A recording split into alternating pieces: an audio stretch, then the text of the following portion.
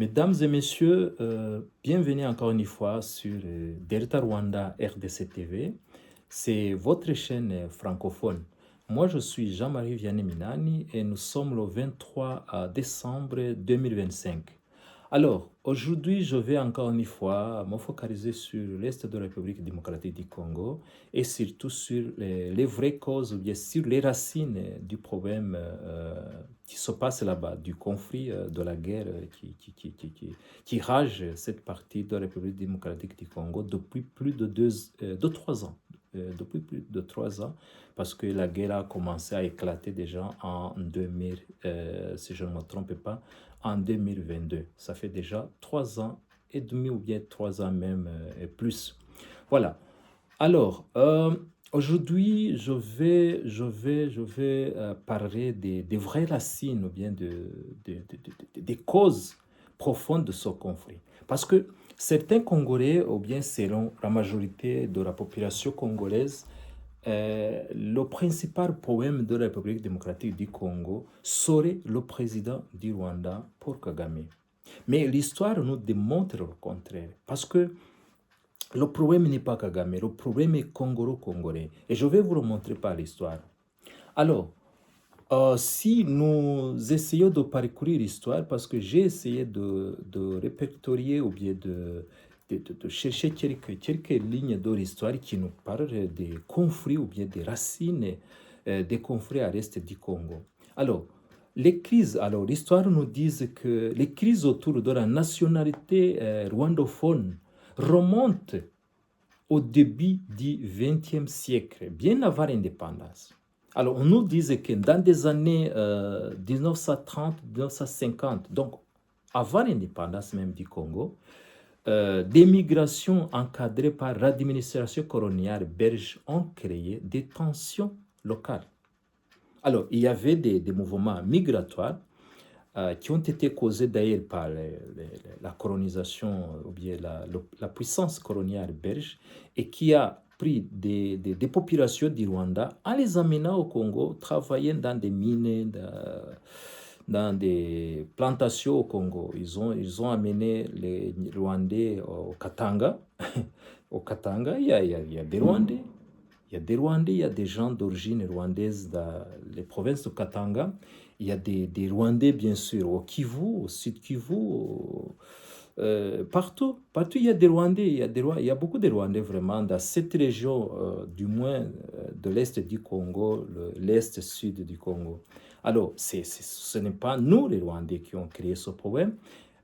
C'est juste parce qu'il y a cette colonisation coloniale, cette puissance coloniale qui a aussi inhumé, ou bien inhumé vraiment très forte sur des tensions, ou bien sur les racines de ce problème qui se passe à l'est de la République démocratique du Congo. Mais il n'y a personne qui dise que au fait, la puissance coloniale serait à la base des problèmes qui se passent à l'est de la République démocratique du Congo.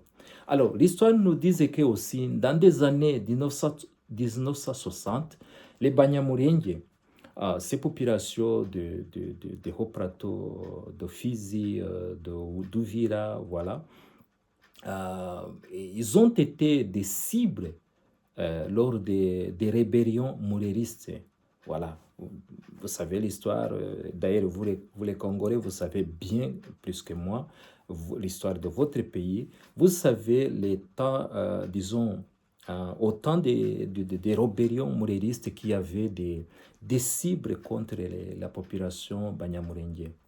Alors, ça c'était dans les années 60.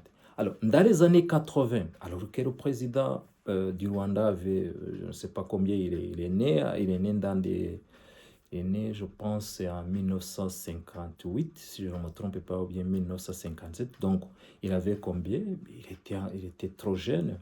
Alors, ces problèmes ont commencé bien avant la colonisation, avant sa naissance. Alors, dans les années 60, on nous disait que le régime Mobutu a retiré la nationalité à certains groupes rwandophones. Alors, il y avait des problèmes là, des Hutus Tutsis, dans les Massissi, dans les Rutshuru. Il y avait l'association Magrévi ou bien l'association des agriculteurs du Nord Kivu qui était majoritairement composé des Hutus, bien sûr, et qui chassaient les Tutsis. Donc, d'autres francophones d'origine, disons, des Tutsis congolais. Alors, les Hutus congolais, ils chassaient des Tutsis congolais. Alors, sous la supervision du régime de Mobutu. Alors, vous voyez, le président du Rwanda, Kagame, n'était pas encore au pouvoir. Il était dans les camps de réfugiés en Ouganda. C'était dans les années 1980. Alors, dans les années 1990, il y avait des violences intercommunautaires qui ont d'ailleurs exposé bien avant, qui ont explosé bien avant que le président Paul Kagame devienne le président du Rwanda. Alors, ça, ce sont des faits qui montrent que la question des rwandophones est un problème interne. C'est un problème interne. Ça doit être résolu à Doha, au Qatar. Parce que les problèmes externes, il y avait la signature de l'accord de paix entre le Rwanda et la RDC sous la supervision américaine, sous la supervision du président Donald Trump. Alors, cet accord de paix regarde le problème externe, c'est-à-dire les causes du conflit, mais ayant des racines à l'extérieur du Congo. C'est-à-dire quoi? C'est-à-dire le problème des FDLR qui doivent être neutralisés complètement selon cet accord de Washington. Et puis, il y a des problèmes internes concernant les problèmes congolo-congolais. Alors, c'est ça, ce sont ces problèmes-là qui doivent se discuter à Doha et conclure un accord de paix qui va compléter d'ailleurs l'accord de paix de Washington. Voilà, chers amis, c'est ça que j'avais répertorié comme des faits historiques qui vous montrent que la vraie cause des problèmes qui sont à l'Est, c'est pas le président du Rwanda. C'est pas le président du Rwanda. Alors, accuser systématiquement le Rwanda ou bien son président, donc c'est par une classe politique congolaise, ça c'est vraiment injuste. Ça c'est regarder le problème d'une façon très étroite.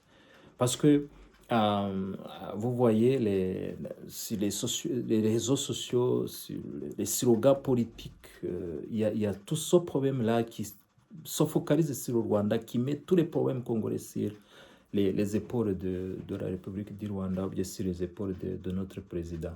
Alors, ça c'est vraiment faux, comme je viens de vous le montrer, en vous montrant bien sûr les faits historiques. Alors, quelle serait la vraie solution? Quelle serait la vraie solution pour que l'Est de la République démocratique du Congo retrouve la paix? Alors, la vraie paix à l'Est de la République démocratique du Congo passera par un dialogue interne. Le dialogue interne hautement inclusif qui va inclure tous les composantes politiques, qui va inclure les groupes comme AFC M23, qui sont d'ailleurs, qui occupent d'ailleurs une grande partie de l'Est du Congo.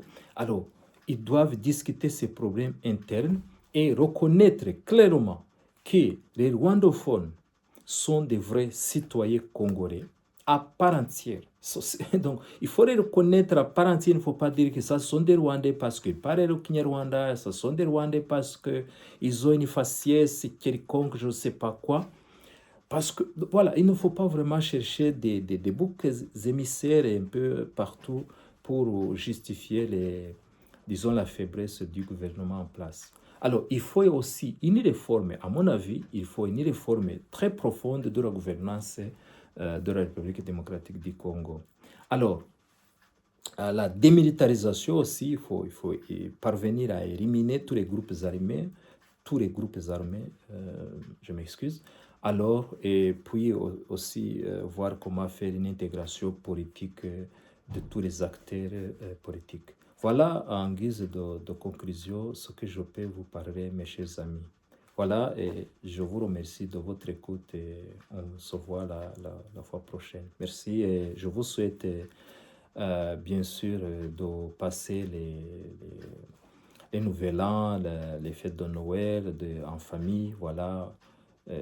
Voilà, on se retrouve une fois encore, que si Dieu nous prête la vie la fois prochaine. Merci encore une fois. Voilà, au revoir. Merci.